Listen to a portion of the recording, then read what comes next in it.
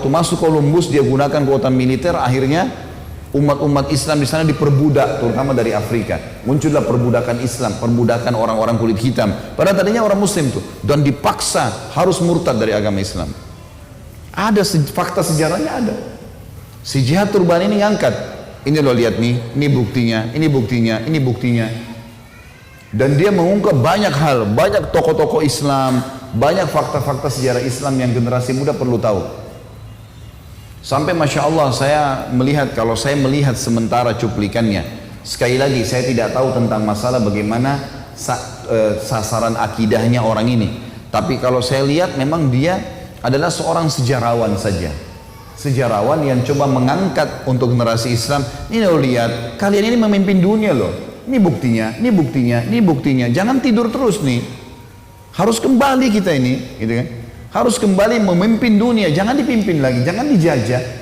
Sekarang sampai pada tingkat terpuruknya kita, Yahudi seenak saja mencaplok Palestina, kita nggak bisa buat apa-apa. Saking lemahnya kaum muslimin, jumlahnya banyak, gitu kan? Ini di zaman Umar bin Khattab waktu nembus Palestina dulu, jumlah pasukan 12.000. Sekarang teman-teman sekalian, populasi manusia di muka bumi 7,5 miliar, 6 miliarnya itu orang beriman sama Allah, profetis, agama profetis namanya, Yahudi, Nasrani dan Muslim. Dari 6 miliar ini, 3,2 miliar umat Islam. Jumlah kita 3,2 miliar. Dulu jumlah 12.000 bisa menang, sekarang 3,2 miliar nggak bisa. Apa sebabnya nih? Ada satu cerita unik di sini. Seorang anak muda Muslim ketemu sama seorang anak muda Yahudi di Amerika, mahasiswa dua-duanya, ketemu di kampus. Lalu si Muslim bilang, kalian sekarang hai Yahudi masuk ke wilayah kami di Palestina, kami belum bisa melawan, tapi pasti akan datang satu zaman nanti kami akan kalahkan kalian. Karena ada hadis Nabi kami yang berbunyi bahwasanya kami akan memerangi nanti Dajjal sampai ke Palestina dan kami akan menang. Sampai kalau kalian sembunyi di batas batu atau di bawah pohon, batu dan pohon akan bicara, hai Muslim ini Yahudi, bunuhlah dia. Apa yang terjadi teman-teman sekalian? Yahudinya ketawa dengar itu. Dia sambil ketawa lalu dia mengatakan, kami juga orang Yahudi tahu hadis Nabi kalian itu. Kami tahu kami akan diperangi oleh kalian nanti. Tetapi yang mengalahkan kami nanti adalah umat Islam yang sholat subuhnya seperti sholat Jumat. Ini Yahudi yang ngomong. Maksudnya apa? Kalau umat Islam sudah kembali ke agamanya, nah wajar kamu bangga. Kalau sekarang sholat subuh cuma 2 saf, 3 saf, terus berpikir mau menang, dari mana ini? Sholatnya aja masih berantakan, masih dianggap nggak penting, nggak wajib. Gimana caranya? Al-Quran dibaca cuma bulan Ramadan, dibaca pun tidak mengerti artinya, tidak pernah hadir di majelis ilmu. Ini sekarang yang hadir sini teman-teman sekalian, berapa jumlah antum, berapa jumlah muslimin yang ada di Bali? Inilah fakta lapangan kita. Berapa orang yang peduli dengan agama, berapa orang yang tidak peduli gitu. Ini lapangannya. Padahal sebenarnya ini kebenaran, agama kita kebenaran. Tapi nggak dicari, nggak diterapkan, nggak dipelajari, nggak didakwakan. Apalagi mau bicara masalah dakwah, jauh sekali gitu.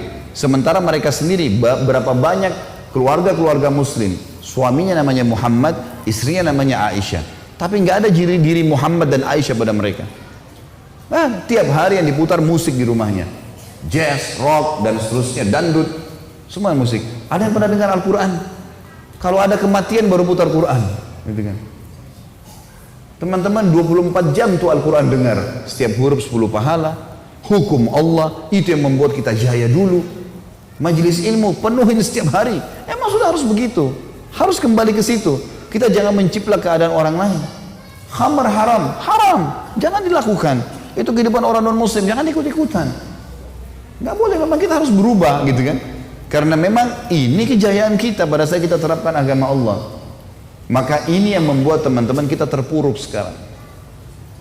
Baik, saya akan mengangkat juga beberapa statement orientalis. Orientalis ini istilah bagi orang-orang non-muslim yang sengaja belajar Islam untuk mencari kesalahan Islam. Ini pusatnya di Kanada. Ada satu kampus namanya McGill. Kampus ini teman-teman sekalian dibiayai oleh gereja secara massal, gitu kan? Besar-besaran. Di sana ada banyak doktor, profesor, hafal Quran, hafal ribuan hadis tapi bukan Muslim. Agama Nasrani. Ada teman saya tamatan situ, dan Indonesia banyak yang tamatan situ tuh. Siapapun dari Indonesia ini yang cum laude lulus bagus S1, apalagi kalau dari UIN, ya, Universitas Islam Negeri, ini targetnya nih. Dikasih beasiswa ke Kanada S2 sama S3, belajar. Belajar Islam tapi dari para pendeta. Apa yang terjadi? Dibolak-balikan ayat Al-Quran. Al-Quran itu sudah tidak layak lagi dipakai sekarang, harus direvisi. Sebagaimana Injil ada revisi setiap tahun. Makanya pastor itu bingung mau hafal yang mana. Karena mereka punya setiap tahun keluar revisi baru dari Vatikan. Revisi terbaru, edisi tahun 2015, tahun 2016 keluar revisi baru. Al-Quran tidak ada dari zaman Nabi sampai hari kiamat, ya ini ya ini. 30 juz surahnya, ayatnya sama semua, nggak diubah-ubah. Mereka bilang itu, ini sudah nggak layak, mesti diubah supaya kalian maju. Dimasukin begitu, gitu kan? Ini ada hukum yang salah nih. Kenapa perceraian di tangan laki-laki? Kenapa bukan perempuan? Kenapa perempuan disuruh pakai jilbab? Kenapa syubhat? Ini orang-orang ini belajar dari sana, pulang, lahirlah JIL tuh, jaringan Islam liberal tuh. Oh nggak apa-apa, nikah lintas agama nggak masalah.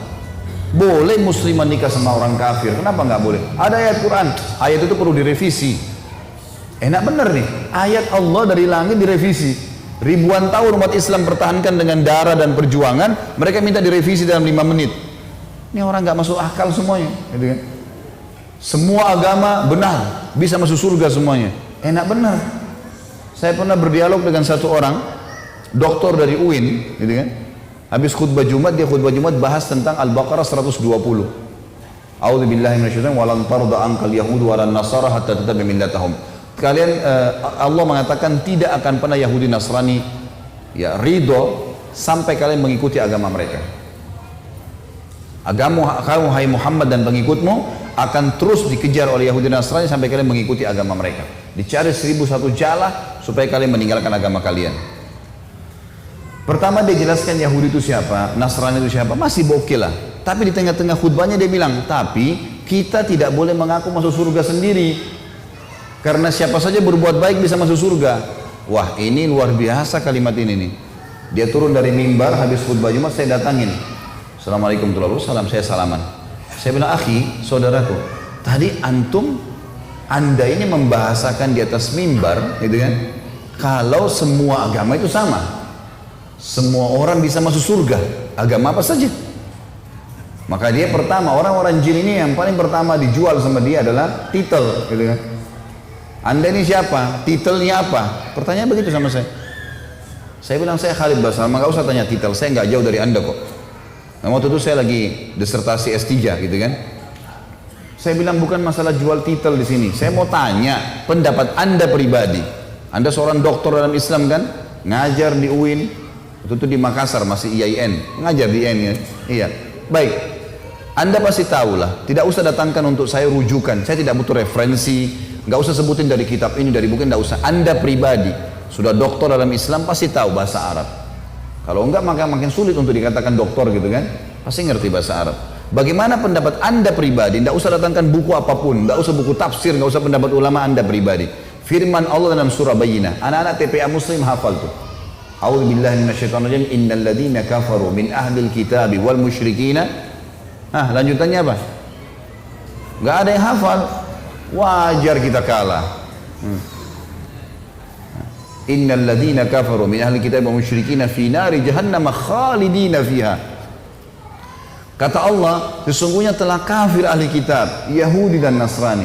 Nggak boleh ragu dengan itu. Allah mengatakan, dan orang-orang musyrik, penyembah-penyembah berhala, dan mereka akan kekal dalam api neraka kalau mereka meninggal dengan keyakinan itu. Allah yang bilang, Allah bilang mereka kafir, Anda bilang bukan. Coba berikan pendapat.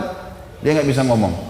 Terus saya bilang lagi, bagaimana pendapat Anda pribadi dengan hadis Nabi Muhammad SAW, riwayat Imam Muslim, hadis sahih kata Nabi, tidak ada seorang pun dari Yahudi, Nasrani, Majusi ini penyembah api, penyembah berhala, yang mendengarkan saya diutus menjadi Nabi, lalu tidak beriman pada risalah yang saya bawa, kemudian meninggal dalam keyakinan itu, kecuali masuk neraka. Bagaimana pendapat Anda dengan ini? Tidak bisa ngomong dia cuma bilang, lalu bagaimana perasaan mereka kalau kita ucapkan itu. Saya ketuk lantai masjid, saya bilang ini bukan masalah perasaan saudaraku, ini masalah keyakinan. Anda menyebarkan keyakinan yang salah. Kalau semua agama sama, saya sama Anda pindah Nasrani aja enak, nyanyi-nyanyi seminggu sekali masuk surga. Hah? Ngapain jadi muslim banyak haramnya? Enak nyanyi seminggu sekali. Buat dosa 50 tahun datang ngaku depan pasturnya, disiramin air masuk surga. Enak benar itu. Ngapain jadi muslim? Susah. Akhirnya ada satu barbot masjid sempat membawa dia dibawa ke ruangan masjid yang lain. Tapi subhanallah, bayangkan orang-orang seperti ini di tengah-tengah umat Islam marah mengendorkan kita dari agama, gitu kan? Marah dianggap Quran harus direvisi, boleh nikah lintas agama, boleh bola, boleh macam-macam. Waktu kemarin kasus lesbian, homoseksual dan segala ini, MUI keluarkan fatwa ini haram, semua dai-dai Islam angkat, orang-orang jil tuh yang ngomong. Sampai mereka berani membahasakan kalau seandainya memang betul kaum Lut dulu Allah siksa, kenapa sekarang Allah nggak siksa orang-orang homoseksual ini? Maka saya jawab teman-teman sekalian, jawaban saya adalah ini kebodohan dari lisan mereka. Masa mau nunggu Allah azab dulu baru berubah? Hah? Itu kan nantang Allah berarti. Kalau Allah turunkan, kalau kamu mau diazab silahkan, gitu kan? Jangan bawa kami nggak mau diazab sama Allah. Karena kalau datang azabnya Allah ini bahaya, gitu kan? Dan kaum Lut itu satu negeri semua homoseksual. Emang udah parah sekali.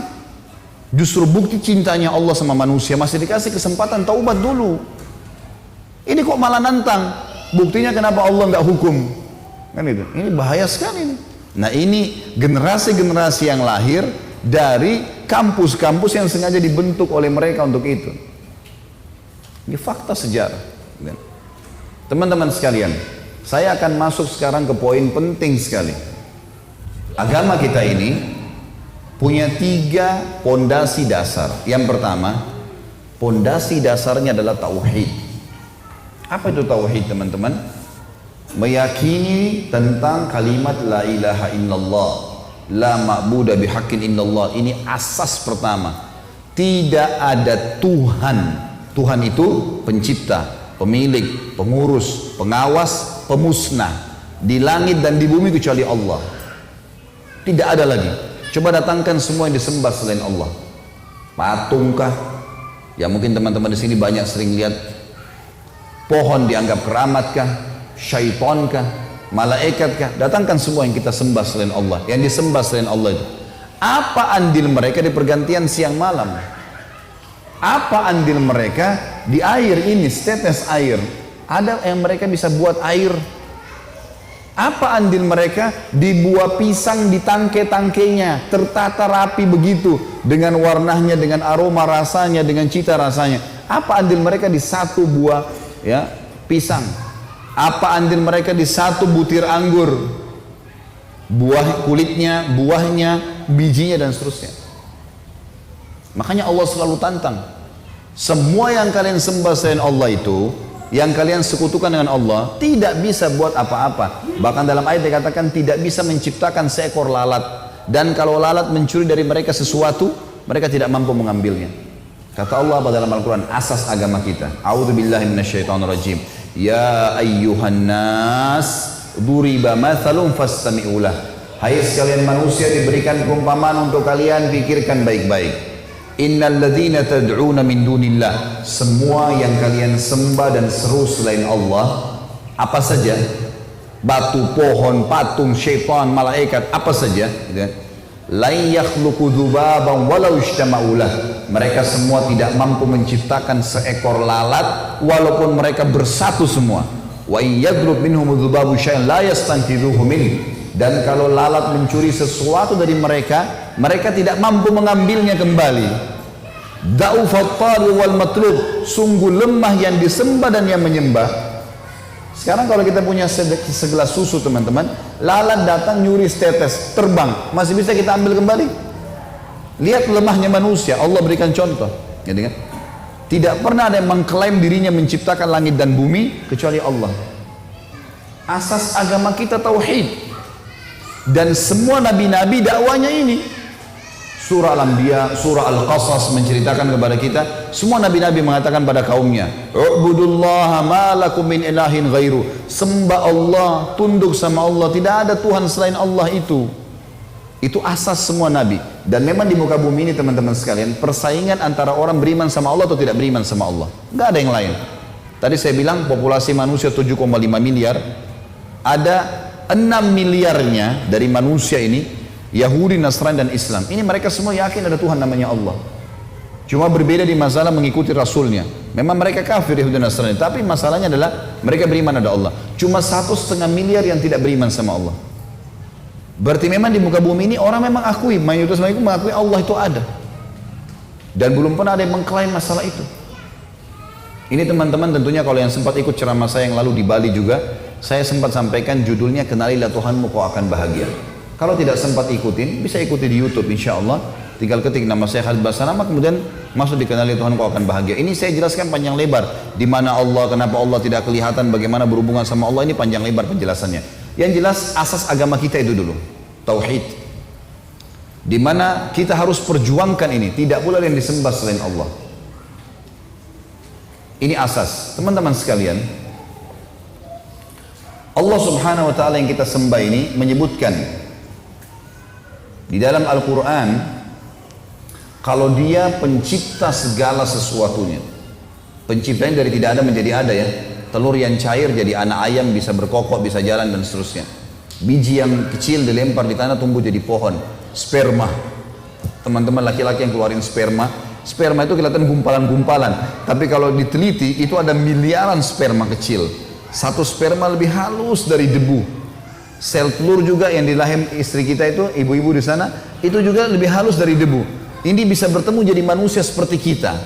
Bisa ngobrol, bisa marah, bisa senang, bisa melihat, bisa berpikir. Ini namanya menciptakan. Tidak ada yang pernah mengklaim itu kecuali Allah. Firman Allah dalam surah Al-An'am, surah nomor 6 ayat 101 sampai 102. A'udzu billahi minasyaitonir rajim. Badi'us samawati wal ardh. Badi ini teman-teman sekalian, yang menciptakan, yang mengurus, yang juga menyempurnakan dan merawat. Pengurus, pencipta, perawat langit dan bumi. Anna yakunu lahu walad. Bagaimana Allah itu dianggap punya anak? Walam takun lahu sahibah. Sementara dia tidak punya istri. Kalau di alam manusia harus punya pasangan baru bisa punya anak, gitu kan? Perempuan yang mengandung itu. Tidak ada bagi Allah pasangan itu. Wa khalaqa kulla syai', sementara dia yang menciptakan segala sesuatunya. Wa huwa bi kulli syai'in alim, dan dia mengetahui segala sesuatunya. Ayat 101 Al-An'am. 102-nya kata Allah, dzalikumullahu rabbukum, itulah Tuhan kalian Allah, la ilaha illahu, tidak ada Tuhan yang berhak disembah di langit dan di bumi kecuali Dia. Khaliqu kulli syai'in fa'buduh, dia menciptakan apapun yang kalian lihat dan tidak kalian lihat, maka hanya tunduklah kepadanya. Wa huwa ala kulli syai'in wakil, dan dia adalah pemelihara segala sesuatu. Dalam firman yang lain, Allah Subhanahu wa taala memastikan bahwa selain Allah adalah makhluk dan tidak mampu menciptakan apapun. Dalam surah Ar-Ra'd, surah nomor 13 ayat 16, Allah berfirman, a'udzubillahi minasyaitonirrajim. Qul man rabbus samawati wal ardi qulillah. Hai Muhammad, tanyakan kepada semua orang yang menyembah selain Allah, siapa yang menciptakan dan memiliki langit dan bumi ini? Fenomena yang luar biasa seperti ini, pergantian siang malam, kadar udara, kadar air, populasi manusia, populasi hewan-hewan, semua ini. Maka pasti ujung-ujungnya mereka akan mentok dan hanya mengatakan ada pencipta. Kalian umat Islam sudah tahu pencipta itu namanya Allah. Qul afattakhadtum min dunihi awliya la yamlikuna li anfusihim naf'an wala darra. Katakanlah kepada mereka, apakah kenapa kalian masih menyembah selain daripada Allah yang mereka tidak mampu memberikan manfaat atau mudarat buat diri mereka sendiri? Teman-teman yang sembah berhala misalnya, semoga Allah kasih hidayah. Patung kita sendiri, dia sendiri yang pahat, dia sendiri yang ukir matanya, dia sendiri yang warnain, dia sendiri yang gendong taruh di tempat lalu disembah.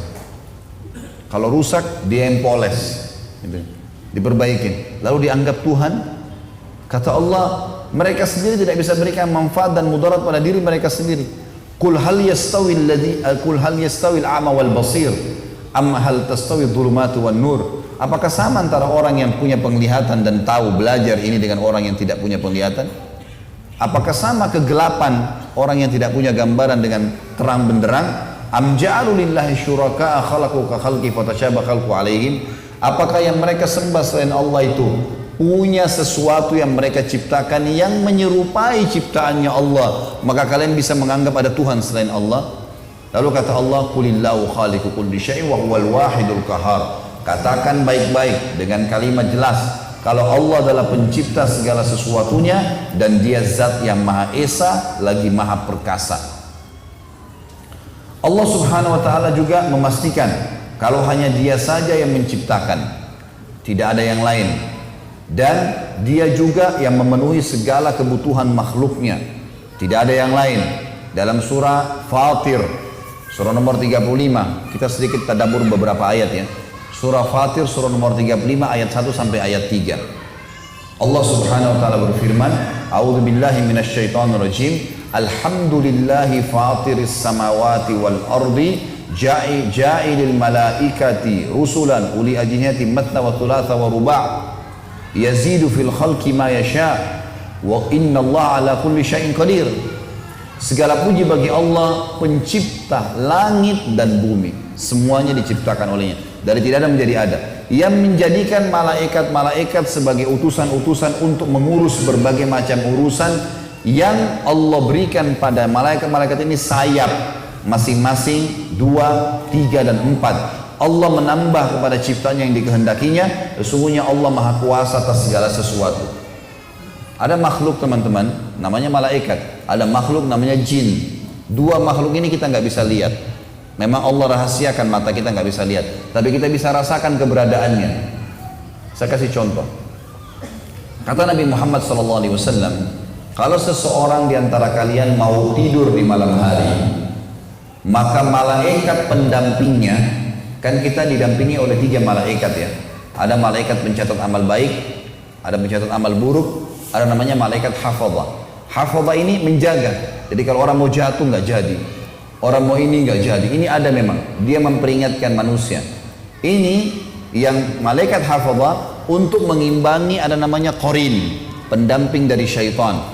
Yang iblis memang minta sama Allah supaya setiap anak Adam didampingi oleh anak cucunya dia untuk nyesatin. Ini dua-duanya nggak kelihatan nih, tapi lihat bagaimana Nabi menjelaskan kepada kita. Kata Nabi SAW, kalau seseorang di antara kalian mau tidur di malam hari, maka malaikat pendampingnya datang, syaitan pendampingnya datang. Lalu malaikat berkata, tutuplah hidupmu dengan kebaikan. Malaikat ini coba membuat dia ingat semua perbuatan baiknya hari itu. Sholat berjamaahnya, yang dia hadiri majelis ilmu. Jadi kalau teman-teman mau tidur malam, coba renungin sebentar, kita bisa ingat tuh. Kalau kita selalu teringat perbuatan baik tadi, itu dari malaikat penjaga kita. Dia berusaha membuat kita jadi ingat.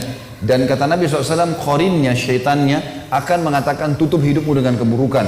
Diingatkan dosa-dosanya. Yang dia berzina, yang dia dusta, yang dia menipu tadi.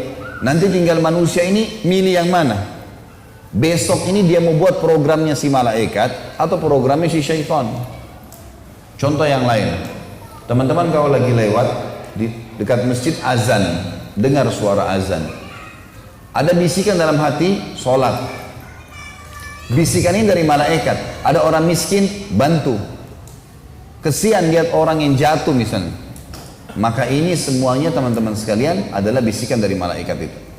Kalau ada lawan jenis atau ada apalah pelanggaran-pelanggaran agama, kemudian ada bisikan dalam hati, tuh lihat, itu begini, itu begitu, itu dari syaitan. Semua perbuatan yang melanggar dari syaitan, semua perbuatan baik dari malaikat. Allah Subhanahu wa taala memang membuat seperti itu. Dan salah satu rukun iman kita imani ada malaikat itu yang sedang mengawasi kita. Sampai kata Nabi SAW, malulah kalian dengan malaikat yang tidak pernah berpisah dengan kalian. Kecuali kalian sedang di WC, maaf, semoga Allah muliakan anda semua. Soalnya kalian di WC atau kalian sedang berhubungan biologis, baru malaikatnya berpisah. Kalau enggak selalu ada. Disuruh malu dengan malaikat itu. Kata Nabi SAW, malaikat terganggu dengan yang mengganggu manusia. Bau busuk, kita disuruh bersiwak sebelum sholat, supaya orang sebelah nggak terganggu. Kita juga kalau mengatakan assalamualaikum warahmatullahi di sholat, kita memberikan salam pada malaikat kanan, sebelah kiri juga begitu, supaya jangan bau mulutnya. Ada malaikat itu. Allah bilang dalam ayat ini diceritakan tentang masalah mereka di ayat satunya. Ayat duanya kata Allah, ma yaftahillahu lin-nasi min rahmatin fala mumsika laha wa ma yumsik fala mursila lahu min ba'dih wa huwal azizul hakim. Apapun yang telah Allah berikan kepada manusia dalam bentuk rahmat, misal kayak gini kita bisa hirup oksigen. Bapak Ibu sekarang hirup oksigen gratis, nyaman saja, masuk keluar, saking mudahnya kita hirup oksigen, rezeki dari Allah ini. Saking mudahnya sampai kita kayak tidak tahu nilainya.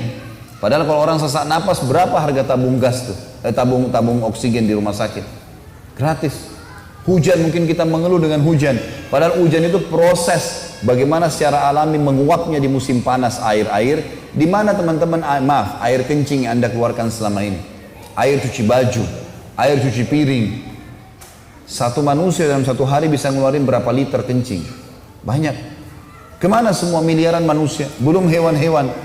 Kotor kan? Kalau nggak dibersihkan jadi kotor bumi ini.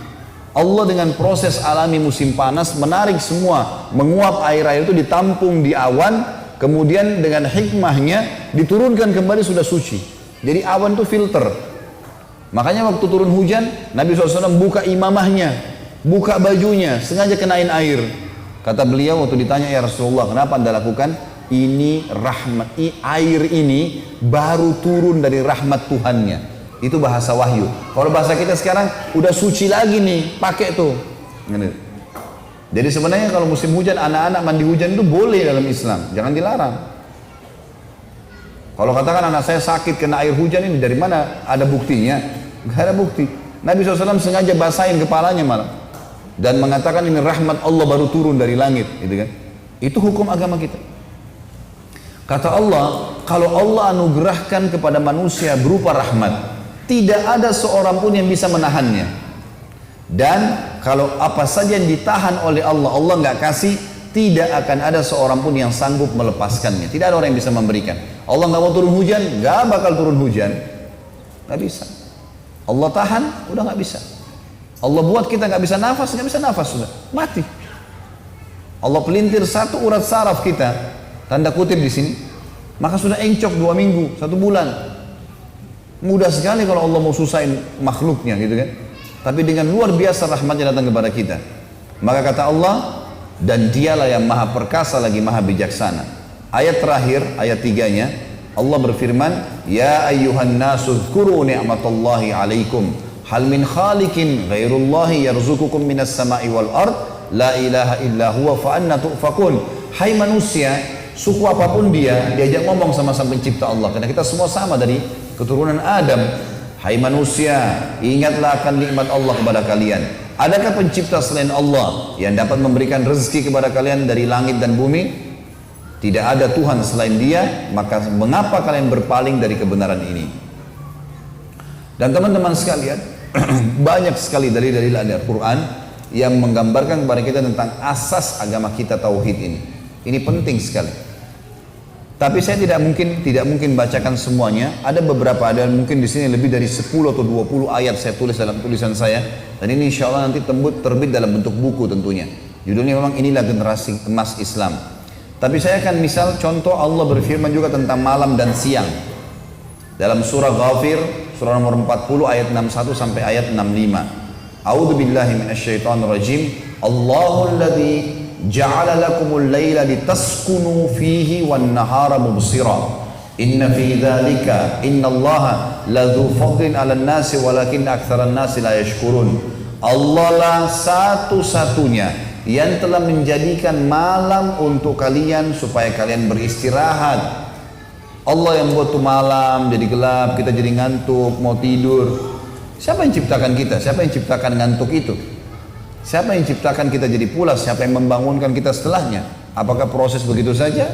Tidak, gitu kan? Dan kata Allah, dan menjadikan siang seperti sekarang, terang benderang, agar kalian bisa beraktivitas. Sesungguhnya Allah benar-benar mempunyai karunia yang dilimpahkan pada manusia. Akan tetapi kebanyakan manusia tidak bersyukur. Teman-teman sekalian, kita manusia ini betul-betul dimanjakan sama Allah. Hanya tugasnya memilih dan ikhtiar. Misal mau makan, ini pedas, asin, gurih, tinggal milih. Habis itu ngunyah, nggak lebih daripada itu. Kita ngunyah nih, oh ini manis, oh ini asin, udah. Begitu masuk tenggorokan kita, ukuran sepertiga jari saja, sudah nggak ada campur tangan manusia. Sistem alami mengelola semua makanan yang kita kelola. Bayangin yang pedas masuk, yang dingin masuk, yang panas masuk. Mesin secanggih apapun rusak tuh kalau mesinnya manusia. Ini masuk pedas, masuk asin, masuk dingin, masuk panas. Terus dikelola, jadi energi dan jadi kotoran. Yang tidak dibutuhin ini yang ngawur, yang kita main makan sembarangan, jadi kotoran. Lalu Allah kasih rasa mules, buang tuh. Tuh kalau kamu nggak buang mati tuh. Kotoran kalau nggak dibuang bisa mati manusia. Baunya luar biasa. Ada satu kapten kapal meninggal, Bapak Ibu sekalian. Dia masuk ke WC meninggal. Diadakan penelitian, kenapa nih orang meninggal? Tadinya sehat. Setelah ditemukan ternyata gas kotoran dia, tinjanya dia, itu sudah 3 hari dia nggak buang, mati gara-gara gas kotorannya sendiri. Itu mati gara-gara itu. Allah kasih rasa mules, buang tuh. Kita mules, buang. Habis itu Allah kasih rasa lagi. Oh ya sudah cukup, berdiri, makan lagi. Manusia begitu manja, dimanja kata Allah, luar biasa kalian itu. Tidak mau bersyukur, kenapa gitu? Maka teman-teman sekalian harus kita pahamin masalah ini. Ada seseorang datang kepada syekh. Maaf sebentar. Ada seseorang di Saudi datang kepada seorang syekh dan dia berkata, "Syekh, saya ini orang miskin." Orang ini mengatakan, "Saya orang miskin."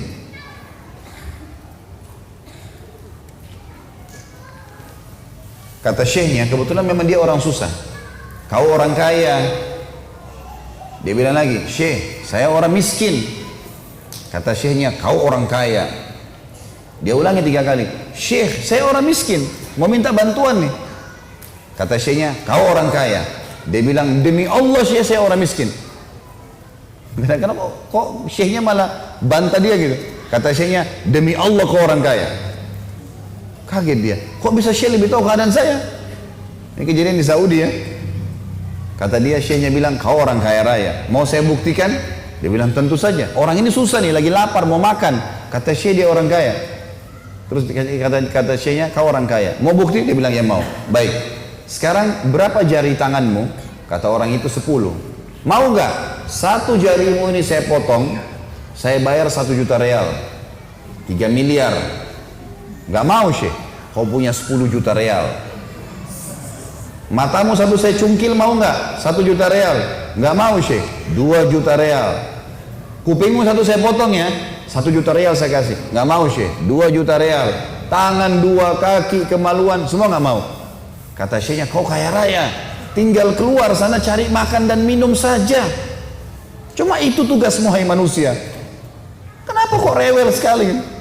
Dimanja sekali sama Allah. Tinggal datang keluar cari makan dan dapat.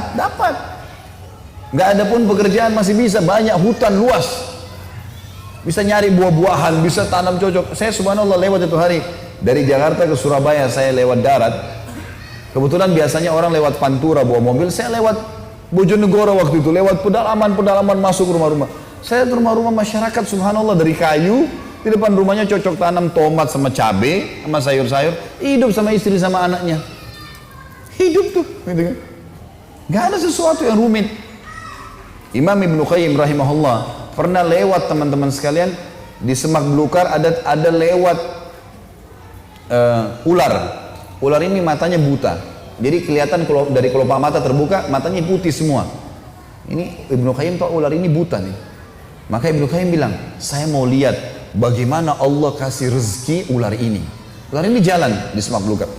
Ibnu Qayyim dari sampingnya melihat, dari agak jauh, pelan-pelan dia mau ikutin ular ini. Ular ini rupanya pas ada batang pohon besar, terdempet, merasa ada pohon, dia naik ke atas. Ular ini naik aja, jalan, buta matanya, jalan. Sampai ke atas, dia bilang, Ibnu Qayyim bilang, "Saya angkat kepala saya, di atas ada dahan pohon, di situ ada satu burung kecil lagi bersihin sayapnya. Dan burung ini tidak tahu kalau ada ular, ular tidak tahu kalau ada burung di situ." Tiba-tiba ular ini sudah mendekat, dia cium bau ini, langsung aja main serang dia. Dimakanlah burung itu. Kata Ibnu Qayyim, subhanallah, yang telah memberikan makan ular yang buta.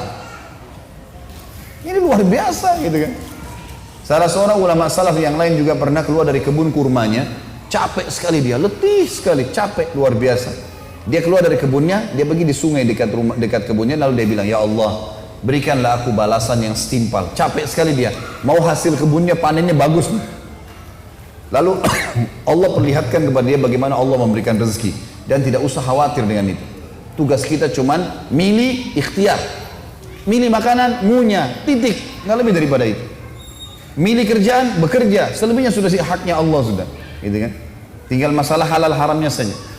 Lewat di depan mata dia di sungai itu ada batang pohon, di atasnya ada burung bango matanya buta, kakinya patah. Di atas batang pohon yang sedang di atas air. Dia bilang, saya mau lihat bagaimana Allah berikan burung ini rezekinya. Dari kejauhan, tak lama kemudian teman-teman sambil dia lihat burung bango itu di atas batang pohon yang lagi berjalan, kakinya patah, matanya buta. Burung bango ini nggak tahu mau kemana nih. Jatuh cemplung ke dalam air, bisa dimakan oleh buaya dia. Tiba-tiba ada dari kejauhan burung elang mengambil ikan, mencengkeram ikan. Begitu mau terbang, dengan hikmah ilahi lepas ikan itu pas di depannya burung bango di atas batang pohon itu. Dan burung elang tidak ambil lagi kembali. Burung bango tinggal cium bau ikan, turunin kepalanya, makan, selesai. Nah, ini asas keyakinan Bapak Ibu sekalian. Semua apapun yang kita lihat tidak lihat itu diciptakan oleh Allah Sang Pencipta. Kekuatan kita di situ, akidahnya di situ. Tidak usah bergantung, tidak usah takut, tidak usah apa-apa kecuali kepada Allah.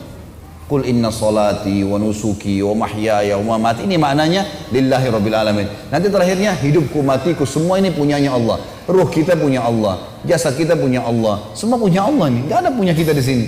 Nggak ada andil kita. Anak kita lahir, keluar, kita nggak bisa milih laki-laki atau perempuan, keluar ya sudah begitu. Ini anakmu ya, kita lahir sebagai anak, luar, ini ibumu, ini ayahmu ya, nggak bisa milih. Bisa milih, saya nggak mau ibu ini, nggak bisa. Pasti sudah keluar ya ini semua. Kita nggak mau ikutin sistem, nggak bisa, nggak mau bernafas, mati. Harus ikut sistem yang sudah ada. Dari mana semua ini gitu? Saya kalau lapar, yang ciptain saya siapa? Ciptain lapar siapa? Yang pandu saya untuk hilangkan lapar dengan makan itu siapa? Gitu. Terus yang siapin semua ini siapa? Teman-teman sekalian, kadang-kadang kita ini melihat hal yang kecil, tidak lihat hal yang besar. Maaf kalau contoh ini pernah didengar, saya ulangi untuk menguatkan saja. Kalau teman-teman di sini lagi ngundang teman mau makan di rumah, ya, kemudian kita ke pasar beli ayam. Ayam ini saya yakin karena kita mau berikan makanan buat tamu, kita cari ayam yang terbaik ya. Ayam jago yang besar dan segalanya. Baik, kebanyakan kita begitu sudah dapat ayam, cocok harga, pikirannya pendek. Cuma berpikir ayam ini saya apakan nanti? Kari kah? Digoreng kah? Sebatas itu saja. Udah itu saja yang kita pikir. Kita nggak pikir hal yang lain ya. Padahal sebenarnya teman-teman di ayam itu ada fakta penciptaan Allah. Coba teman-teman kalau ada yang pelihara ayam di rumah, ya, sebentar pulang, ambil mistar, ya, ini bahasa Indonesia kan mistar ya, penggaris, ya. Ini soalnya saya dari Makassar biasanya bilang mistar dulu waktu kecil. Baiklah, kita pakai penggaris. Coba Bapak Ibu sekalian antara bulu dengan bulu, ya, antara bulu ayam sama bulu ayam sebelahnya, itu bawa mistar, lihat sentimeternya persis sama. Antara bulu dengan bulu sama. Siapa yang nata itu? Warnanya setiap tangkai itu ada warnanya, bulunya teratur rapi, ada coraknya, tertata rapi ya. Siapa yang menata itu? Dan siapa yang menata di miliaran ayam? Semua ayam sama tuh begitu semua. Masa depan mata begini kita nggak lihat fakta penciptaan ya? Kita belum kita bicara mulutnya, kokokannya, suaranya segala, baru kita masuk ke dagingnya yang empuk. Banyak. Kadang-kadang kita cuma sembeli ayam, kita direndam pakai air panas supaya bulunya gugur, atau dicabutin baru dibuang di sampah. Nggak lihat di situ. Teman-teman kalau lagi mau pengen makan anggur, masuk di toko anggur, buah-buahan, beli anggur. Oh saya ini ada anggur merah, hitam, hijau. Saya mau yang hitam beli aja. Makan manis, cukup. Kayaknya banyak manusia seperti itu saja. Coba berpikir teman-teman, siapa yang menata anggur di tangkainya? Tangkai itu setiap tangkai ada anggurnya. Siapa yang menata itu? Siapa yang buat anggurnya, kulitnya, isinya, bijinya, cita rasanya, aromanya? Siapa yang buat? Dan kenapa nggak pernah habis? Hah? Pernah nggak ada yang temukan di sini tidak ada buah sama sekali? Atau tidak ada sayur sama sekali?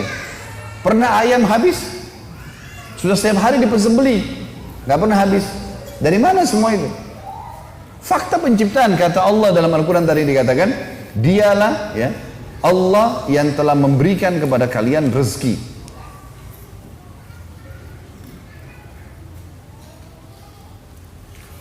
Dialah yang telah menjadikan malam dan siang tadi.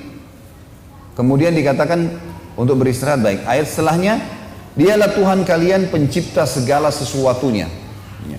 Dzalikumullahu rabbukum khaliqu kulli syai' la ilaha illa huwa fa anna tufakun. Pencipta segala sesuatu, tidak ada Tuhan yang berhak disembah melain Dia, dan bagaimana kalian dapat berpaling? Lalu kata Allah di ayat setelahnya, kadzalika yufakul ladzina kanu biayatillahi yajhadun. Begitulah terpalingkannya orang-orang yang hanya tahu mengingkari ayat-ayat Allah. Lalu Allah bilang, Allahul ladzi ja'ala lakumul arda qarara. Dialah yang telah menjadikan buat kalian bumi qarar. Qarar itu teman-teman bisa dipijaki, bisa dicocok tanami, bisa diambil hasilnya, bisa dibangun atasnya. Allah bilang, Allah lah yang telah menjadikan buat kalian bumi itu qarar. Ini bumi kita tahu rotasi dengan matahari ya, kan gitu ya. Ilmu yang kita pelajari, matahari di satu tempat kita yang berputar, sehingga kita punya 365 hari dalam satu tahun mengelilingi matahari. Baik, kenapa kita nggak tebontak banting nih? Kenapa Bapak Ibu nggak tebanting, nggak jatuh? Karena bumi ini jalan ini, berputar. Itu makna qarar. Tetap kita bisa jalan, tidak goyang, tidak apa gitu, aman sekali. Qarar, bisa dibangun atasnya bumi itu, bisa dicocok tanahnya, bisa diambil hasilnya. Lalu dikatakan was-samaa'a binaa'a, dan membangun buat kalian langit ini sebagai bina. Bina itu seperti atap masjid ini. Jadi kita kalau di luar sana kita anggap diri kita sedang di luar rumah, iya, tapi sebenarnya kita di bawah bangunan namanya langit, kata Allah. Wasawwarakum fa ahsana suwarakum, dan melukis dan membentuk kalian dengan sebaik-baiknya. Membuat alis dua seperti ini, mata. Bayangkan teman-teman kalau manusia jalan tidak ada kulitnya, bagus nggak kelihatan? Otot-otot sama urat saraf saja. Allah pencipta kasih kulit, sedikit dikasih bulu mata, jadi bagus. Sebaik-baiknya kata Allah. Dan juga kata Allah di sini, warazakakum minat thayyibat, dan memberikan kepada kalian rezeki dari yang baik-baik. Allah yang kasih kita perasaan, oh ini manis enak, oh ini asin enak, gitu kan. Allah yang buat kita tidak suka kalau buah itu busuk. Dari mana teman-teman tiba-tiba merasa, nggak mau makan, sudah busuk, nggak mau makan, baunya nggak enak. Allah mengatakan, Allah yang memberikan rezeki kepada yang baik-baik, maksudnya selalu mau ingin makan yang baik-baik saja. Dzalikumullahu rabbukum, itulah Tuhan kalian Allah. Fatabarakallahu rabbul alamin, maha berkah Allah dan maha agung Allah, Tuhan alam semesta. Ayat yang terakhir di sini ayat 65 adalah huwal hayyu la ilaha illa huwa fad'uhu mukhlishina lahuddin alhamdulillahi rabbil alamin. Dialah hidup yang kekal selamanya, tidak ada Tuhan yang berhak kalian sembah melainkan Dia, dan sembahlah Dia dengan mengaruniakan ibadah, dengan memurnikan ibadah kepadanya. Segala puji bagi Allah Tuhan alam semesta. Masih ada surah-surah yang lain, saya langkahi cukup banyak ayat-ayat Al-Quran di sini yang menceritakan kepada kita tentang Allah itu memang pencipta segala sesuatunya, dan selain daripada Allah adalah makhluk.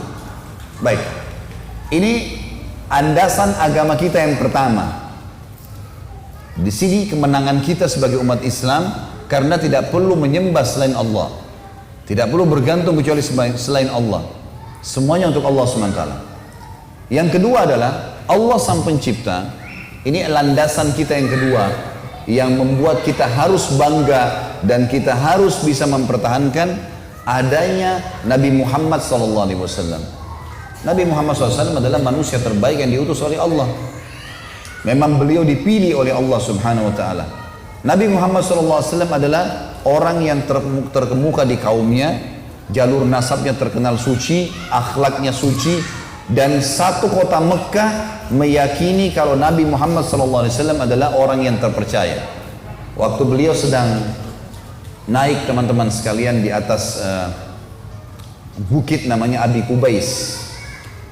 Waktu Allah suruh perintahkan, hai Muhammad sampaikan agama ini kepada keluargamu, ke orang Mekah. Maka kata Nabi SAW, hai orang-orang Mekah, hai Quraisy, berkumpul semua orang. Kata Nabi SAW, kalau seandainya saya mengatakan di luar pintu gerbang Mekah sekarang ada pasukan musuh yang akan menyerang kalian, apakah kalian percaya? Kata orang Quraisy semuanya satu Mekah bilang, iya, karena kami belum pernah mendengar kau bohong satu kali pun dalam hidupmu. Nggak pernah dusta satu kali pun.